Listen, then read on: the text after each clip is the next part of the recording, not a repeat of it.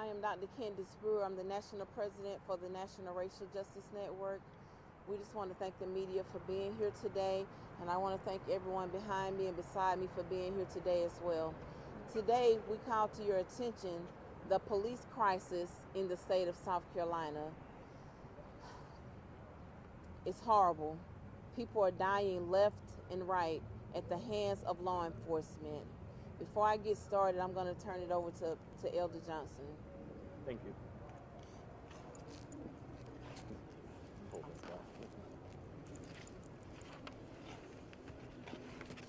All across this nation, black folks are suffering by the hands of the policemen. Black blood is spread all across this state, and we sick and tired of it. Black people are so afraid of the police department, of the policemen. They are so afraid. I had a 9-year-old grandson came to me on yesterday and said, "Grandpa, if the police come to stop me, I'm going to run because I'm still afraid of them." We have had over 33 deaths in South Carolina. Black man's being shot down in South Carolina, and white man's being shot down in South Carolina. In 21, we had 42 deaths. Something is wrong with this picture. SLED and these police department have justified every killing of a black man. Something is wrong with that. We want police reform, and we want it now. We are sick and tired of these mothers crying all over South Carolina. We are in the second month of this year, and 4 people have died in South Carolina. I was called to Spartanburg on last night, where a young man was barricaded in his bedroom. They put the dog on him. He tried to defend himself with a fork, and they shot and killed him on last night. A fork, they shot and killed him. His life has no value. And then they got on the news and say, "Oh, we thank God that the dog were not hurt." We are sick and tired of this, and we're not going to stop until we get police reform. And that's what we want, and that's what we want now. So, Governor, we'll be out here every month until you decide to say enough is enough of this blood being shed over this state. We are sick and tired of it.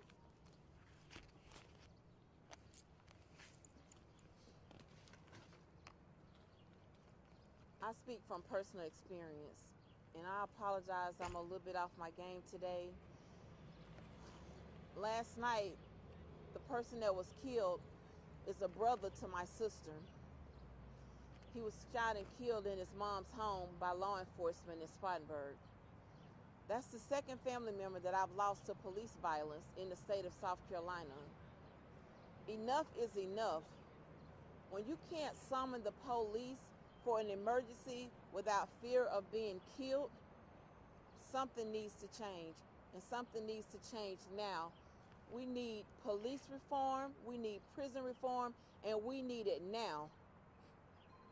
All over America, people are being killed by law enforcement. Senseless killings.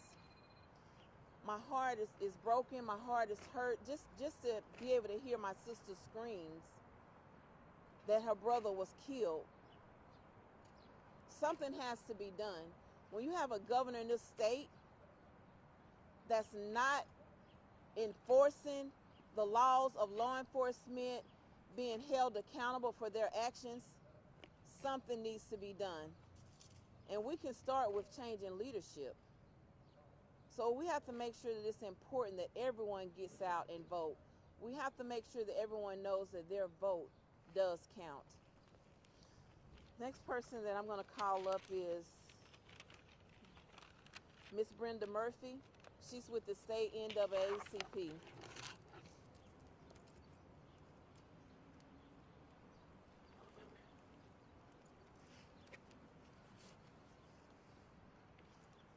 It is difficult standing here today to be talking about police reform that we've been talking about for years now in terms of there being a need. We need to make sure and do what we can to ensure, because it's a difficult thing to do, to make sure that we are at the table. We are at the table. We are involved.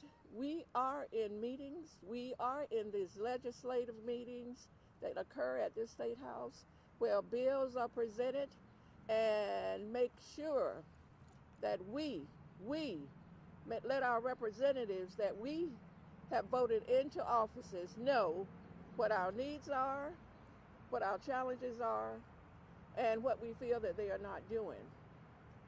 Right now, there's a lot of violence, not only in our state, but nationally as well. It really hurts to see the number of black people that are killed needlessly. Those individuals that are mentally ill being killed because the right person did not come to the home to de-escalate the situation. We have got to look at mental health needs in our state. They are great, they are underfunded, and we need to be fighting for them to be funded, as well as letting our representatives know that they are not doing the job that needs to be done. We have got to be at the table. They need to be more inclusive, and they need to make sure the right people are there when laws or bills are being considered, because that is the problems. They are writing more bills to put more people in jail instead of looking at what it is we can do to rehab individuals once they come out of jail to be able to lead a successful life. We all know recidivism is a major problem. Individuals are not able to come out and succeed or be successful and meet their needs from an economic standpoint. So we need to be at the table. We need to speak loudly about that. And yes, we are unhappy about what's happening in the jails and what is happening with police brutality, and it needs to be changed.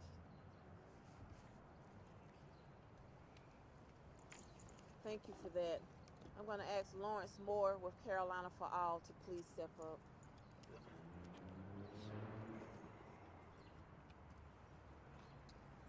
Yes, good morning. Lawrence Moore, I'm the director and the chair of Carolina for All. We're a nonprofit, 501c3 that works to advocate for people in hard-to-reach communities. Yeah, I'm here this morning because I'm concerned, and I want to make sure that y'all get 3 points from what I got to say, and I hope I don't drift off too much. George Floyd Justice and Policing Act is essential for the public and for the state of South Carolina and the United States of America. It's very important that we push our elected leaders. Fortunately, we got 2 senators.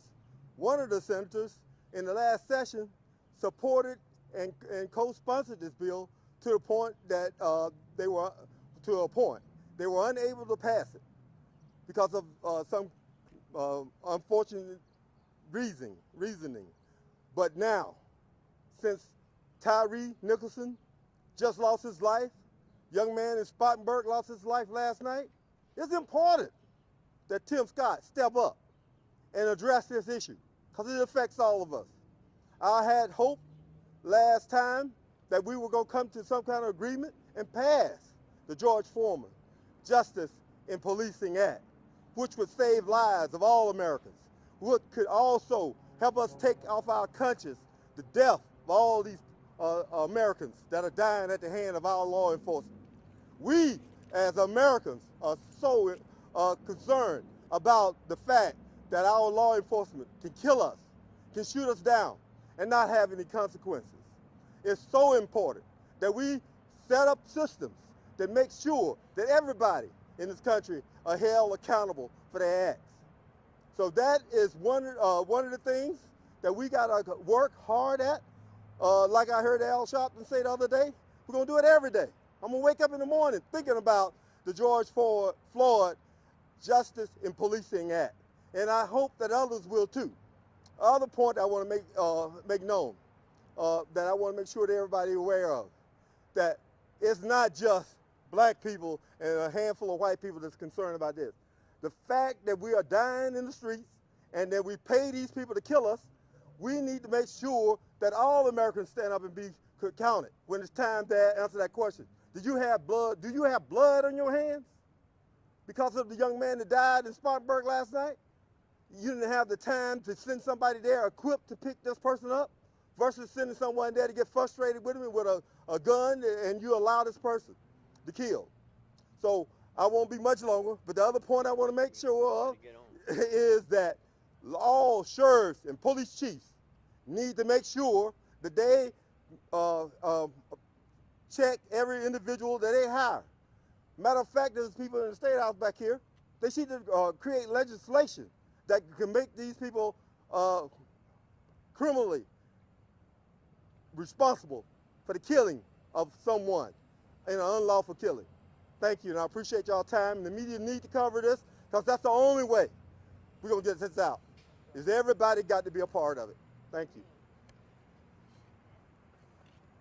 We have with us today some mothers that has lost their child to gun violence. I'm going to ask I'm sorry. I have with us today some mothers that has lost their child to police violence that was shot and killed by law enforcement. I'm going to ask Miss Penny Ross if she was please step up.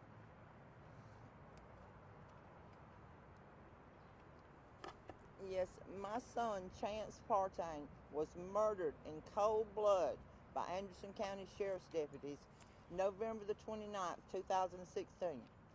He was riding with a friend of his to Anderson. Her car was blue lighted. Chance had been harassed so much, before she stopped, he jumped out and ran. The police shot him in the back, then he was tased, and then he was beat to death. He had committed no crime. He was not wanted by any police agency. He was 31 years old, healthy, had everything to live for. And here, they beat him so and took pictures of him as he was bleeding to death on the ground. And nothing has been done to these people. They had no reason to bother him. They didn't have a reason to even ask him his name, let alone chase him down and kill him. It's unreal that they get away with so much. That was cold-blooded. He was unarmed. He didn't even have a pocket knife. All he knew to do was run. He had went to an attorney a year before they murdered him, trying to see if there was something that could be done to stop them from the harassment. He had inherited a large amount of money from his father's estate, and every time he got out, they would pull him over for something, charge him with anything, any kind of fine. Money. He had money and they wanted it, and when he wouldn't willingly give it to him, they murdered him. And something's got to be done. I want somebody to be held responsible for killing my baby.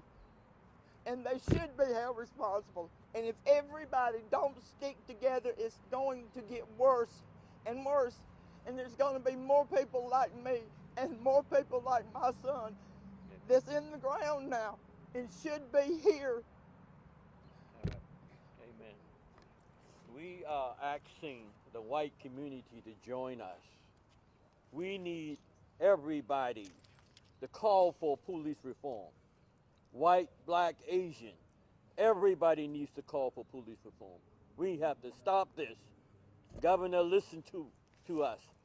These mothers are crying. Their sons and daughter bloods are all over this land. I'm going to ask Rebecca Manus, who lost her child to police violence. And I keep saying gun violence because they were shot and killed by a gun by law enforcement. If she can tell her story, please. My name is Rebecca Manus. I'm the Anderson Chapter President of the Racial Justice Network. I'm proud of that title. I happen to be the only white president, and I think there should be a whole lot more, because it's not just happening to black people, it's happening to white people, to Spanish people, to everyone across this country, because they don't care who they kill. My son left his brother's house on a Harley. He did have a gun in his possession, but he never fired it. I begged them to run the gunpowder residue test on his hands, and they refused to do so because there's no gunpowder on his hands. I have the proof I need to prove to somebody that he was murdered and that there was a large cover-up by the Anderson County Sheriff's Office, by Greg Shore, the coroner's office, by everyone involved on the scene that night covered up his murder. But there's no one to give it to. The sheriff investigates himself and his officers. The officers that killed my son were back on the force 4 days after he was murdered. 4 days, SLED with all of the evidence, supposedly doing an investigation that never happened. Because if they'd have looked at the tapes, they'd have known they were staged. My son was not only shot in the back, hit a guardrail, come off of his bike, and landed on the grass on the opposite side of the road. They went left of center intentionally and ran over him. He was from the waist down up under their patrol car. When their staged video comes on, he's extracted from under the car and laying beside of it, and they're jumping out screaming for him to show him their hands, like, they just did this. Okay, well, how did he get out from under your car? My ambulance report says it took greater than 20 minutes for him to get out from under that car. They staged the whole scene down there that night. They forgot to cut their body cams on through the whole police chase. And by the way, it's illegal to chase a motorcycle unless they committed a murder, and he didn't commit anything. He just left his brother's house, and they radioed ahead to 2 officers sitting at the store to find a reason to stop that motorcycle. So they followed him and invented a reason to stop him. And when they blue lighted him and he ran from them, they chased him. The officer that killed my son shot his gun 38 times. He shot his own car up. He shot his own windshield out. I have proof the 5 bullet fragments that were in that vehicle came from the officer's guns, not my son's gun. SLED's report.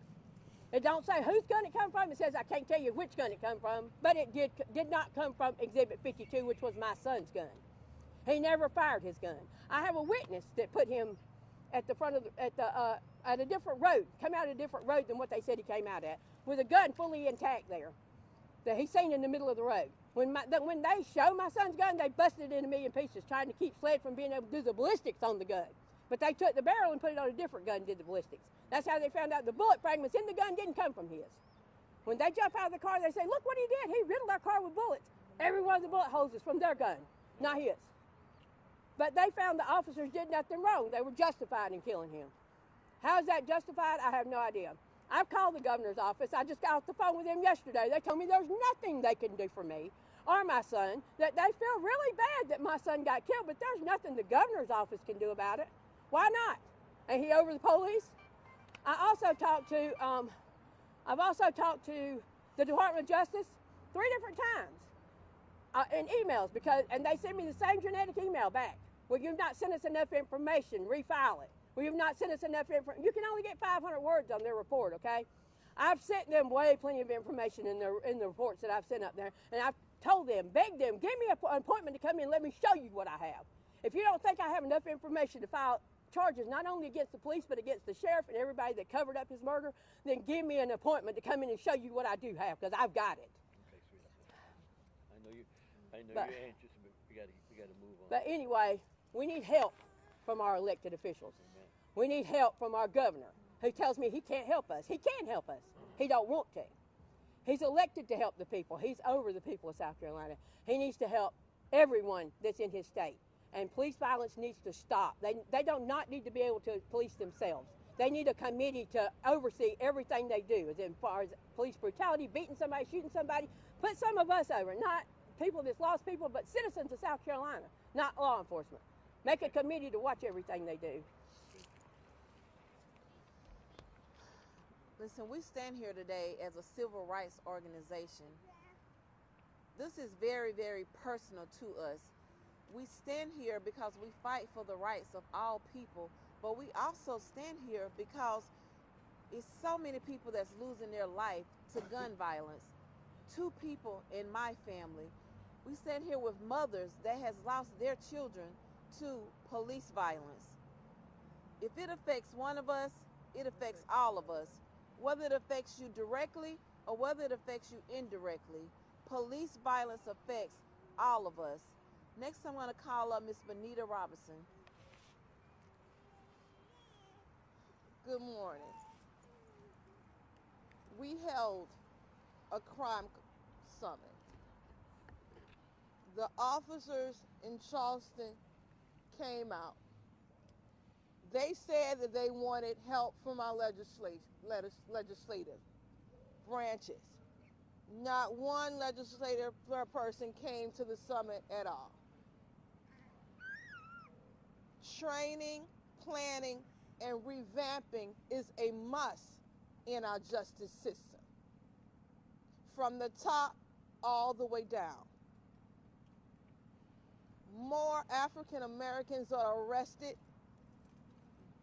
The baby, the young man that was murdered yesterday,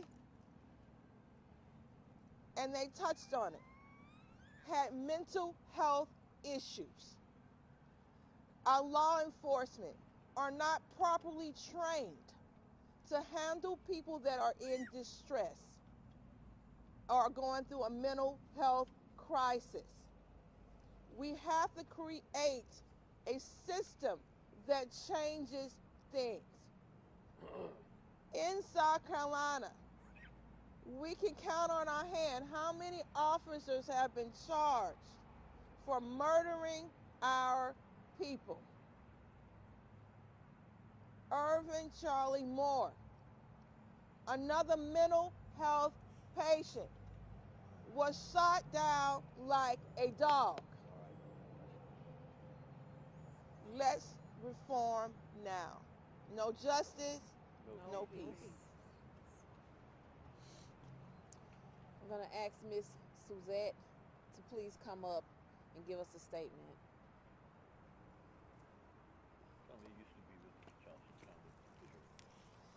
Good afternoon. My name is Suzette White. I do have a history working with Charleston County Sheriff's Department, and my career there was extensive. I was a master deputy. I was a trainer there.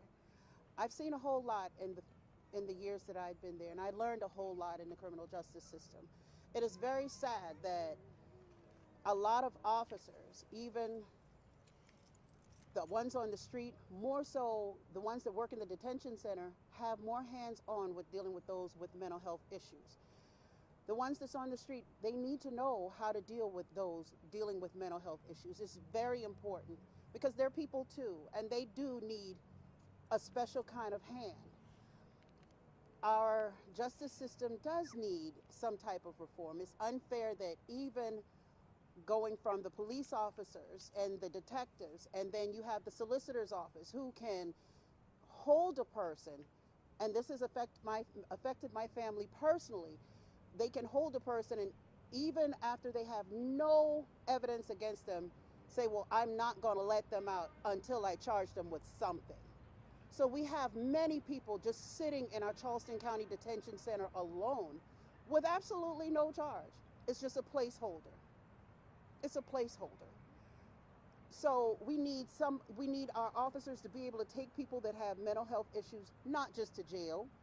They should go to a mental health facility or a hospital.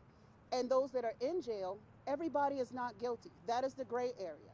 Those people are not guilty. They're innocent until proven guilty, but they're playing judge and jury. They're playing chess with people's lives. Now, if you're guilty, let the evidence show that. It's not what you think, it's not what you feel, it's what you can prove in court. I would love to see, and I would love to be a part of our justice system being reformed in some way, shape, or form. We can't just keep allowing mothers. I'm a mother myself. I have 7 sons. It's a shame that I feel that I have to have that conversation with them, not to be afraid of the police, but this is what you have to do as a black man in South Carolina, as a black man in America. I should not have to have that hurtful conversation with my child. Well, what makes me so different than the white boy or the brown boy?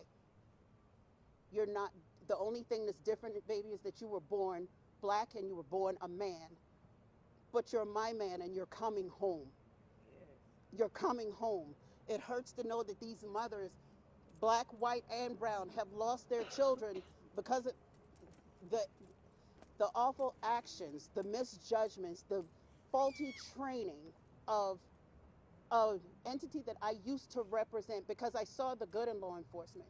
You can have 25 officers in one area doing an excellent job, and you have one or two come in that area and destroy the whole thing, and nobody will see what the good ones are actually doing. If you do nothing else, just your job. But we need legislation to pass a bill so that they can be properly trained to do their job. Thank you. Okay, one more thing that we need to talk about, and we need these body cams and these dash cams to be released immediately.